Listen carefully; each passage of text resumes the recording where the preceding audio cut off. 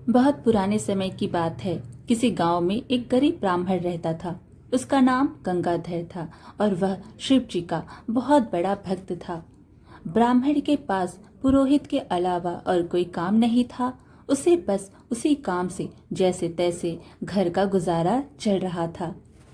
लेकिन ब्राह्मणी इससे संतुष्ट नहीं थी। वह बार बार ब्राह्मण से कहती कि बाहर जाकर कुछ काम धंधा करो। आखिर बढ़ते परिवार की गुजर बसर पंडिताई के भरोसे कैसे चलेगी। पहले पहले तो गंगाधर इस बात को टाल रहा था, परंतु रोज रोज की चिक चिक से तंग आकर उसने बाहर जाने का फैसला लिया। उसने ब्राह्मणी को बोल दिया कि उसके जाने की तैयारी कर दे और अगले दिन ही मैं सुबह सुबह ही रवाना हो जाऊंगा।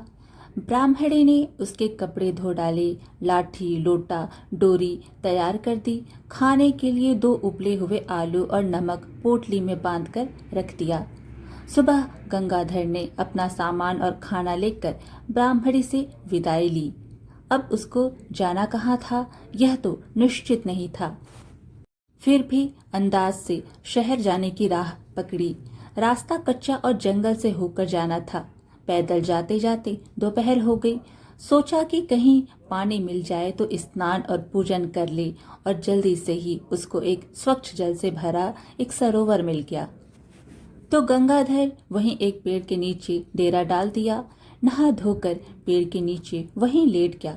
थका हुआ तो था ही, लेटते ही गहरी नींद ने उसको घेर लिया।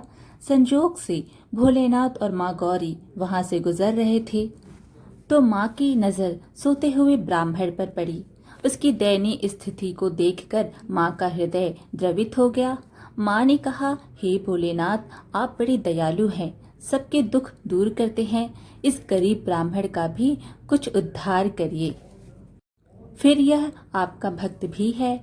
भगवान शिव जी बोले, हे पार्वती, तुम बड़ी कोमल हृदय की हो, इसलिए हर किसी की मदद को तुम तैयार रहती हो। छोड़ो, जाने दो, सब कर्मों का फल है।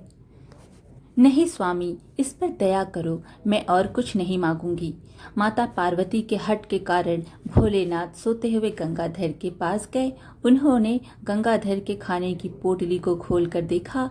भोलेनाथ ने उन दोनों आलू को उठाकर वहां पर 2 लड्डू रख दिए और कहा, चलो पार्वती, अब इसका प्रबंध कर दिया है। चलिए भोलेनाथ, कहकर माता पार्वती भोलेनाथ के पीछे पीछे चल दी। ब्राह्मण सोते रहने के कारण इस घटना से अनजान था। गंगाधर की आंखें खुली तो तीसरा पहर चल रहा था। उसे भूख लगी तो उसे खाने की पोटली का ख्याल आया। उसने पोटली खोली तो ऊपर ही 2 ताजा लड्डू देखकर ब्राह्मण की भूख और बढ़ गई। वह सोचने लगा कि किसी जजमान के घर से लड्डू आए होंगे और ब्राह्मणी ने उसके लिए बांध दिए होंगे। उसने जल्दी ही लड्डू उठाकर अपने मुंह में डाल दिया। उसको बड़ा आश्चर्य हुआ कि पोटली में से 2 लड्डू खाने के बाद फिर से ना जाने कहां से 2 लड्डू वापस आ गए। अब तक वह 10 लड्डू पर हाथ साफ कर चुका था, लेकिन पोटली में अभी भी 2 लड्डू बकाया थे। पोटली और सामान उठाकर वह वापस घर की ओर दौड़ पड़ा। रात का पहला पहर खत्म होने से पहले ही वह घर की चौखट पर था। ब्राह्मणी ने उसे देखते ही कोसना शुरू कर दिया। नाश पीटे को कितना समझाकर घर से बाहर निकाला था, लेकिन यह वही ठाक के 3 पात लौट आया धन्ना सेठ। गंगाधर अंदर घुसते ही कहने लगा, भाग्यवान, मेरी भी सुनोगी या अपनी ही हाँकती रहोगी। हमारे दुख के दिन दूर हुए। ऐसी चीज लाया हूँ कि देखकर खुश हो जाओगी।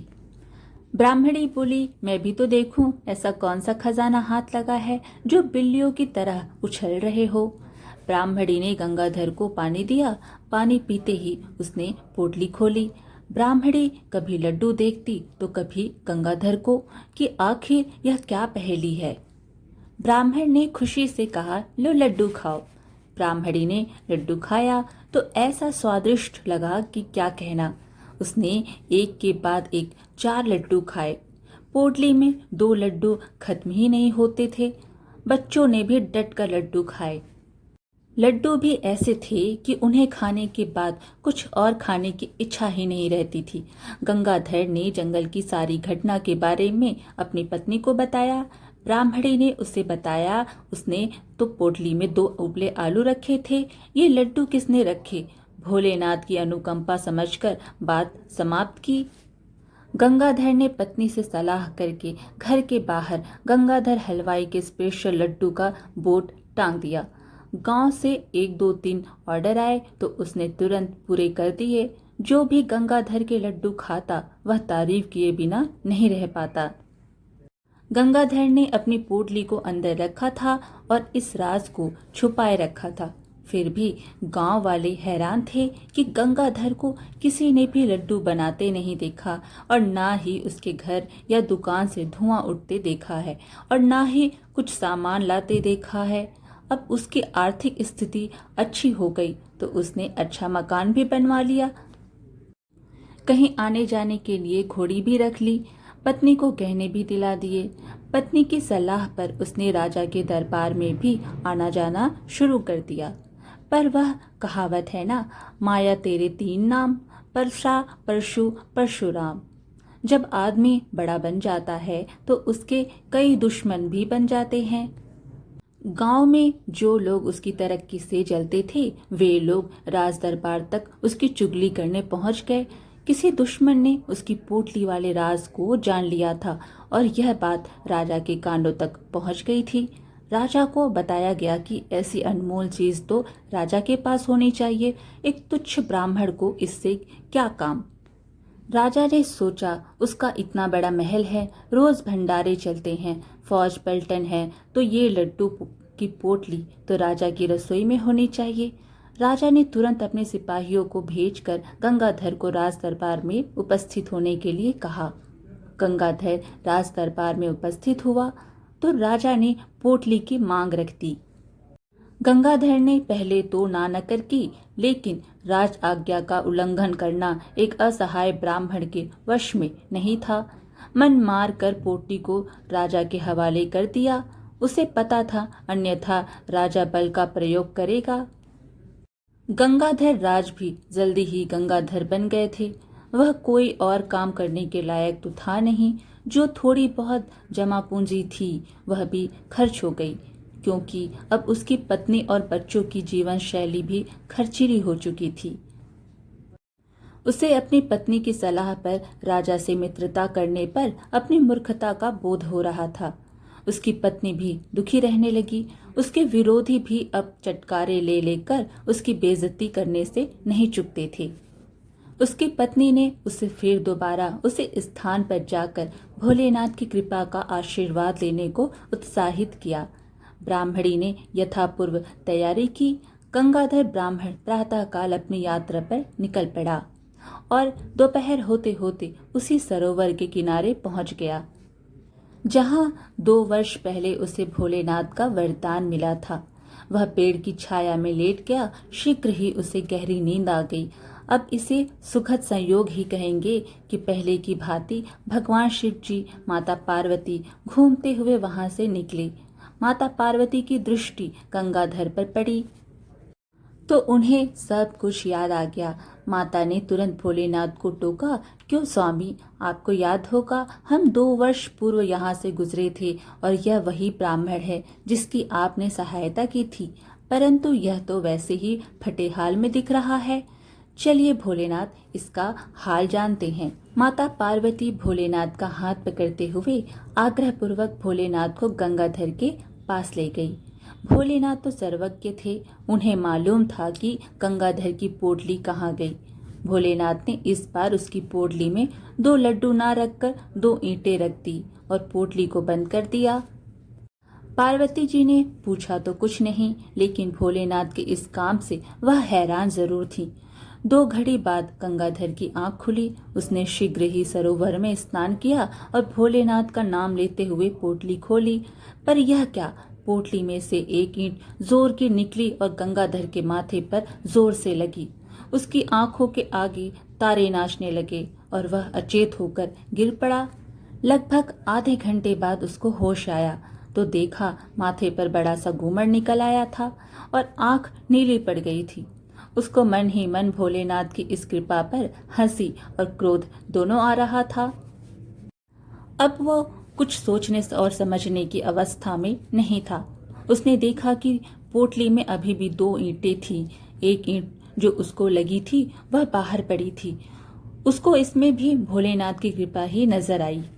उसने ईंटों समेत सामान लिया और घर की राह पकड़ी। आधी रात को गंगाधर अपने घर पहुंचा।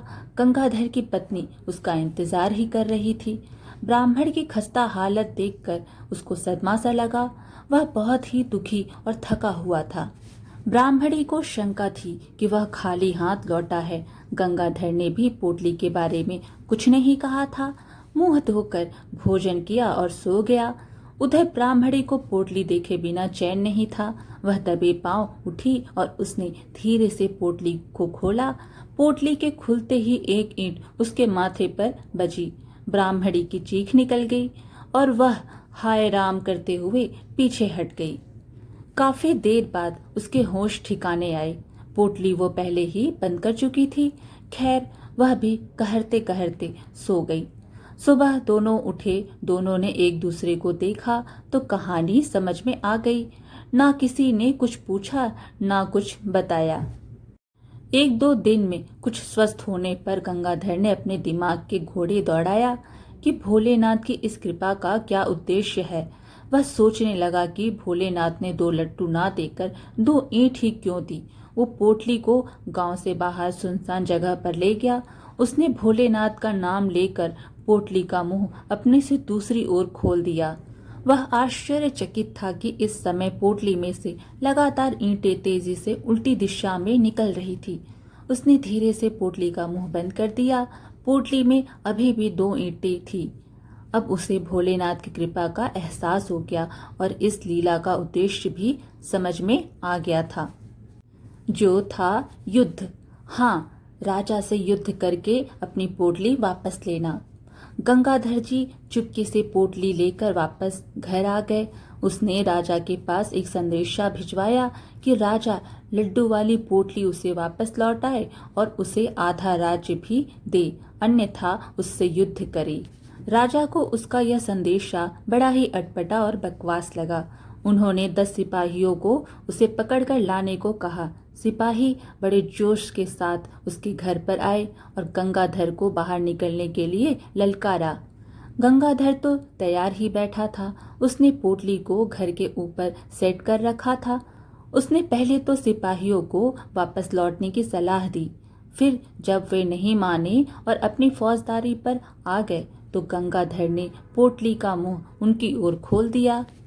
अब क्या था, लगी ईंट बरसने। सिपाही लहूलुहान हो गए और दुम दबाकर पीछे भागे।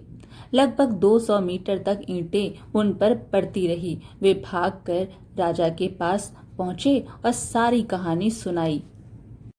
ऐसे एक तरफा लड़ाई ना कभी देखी थी ना कभी सुनी थी। राजा ने अपनी पूरी सेना को अपने सेनापति की अगुवाई में भेज दिया।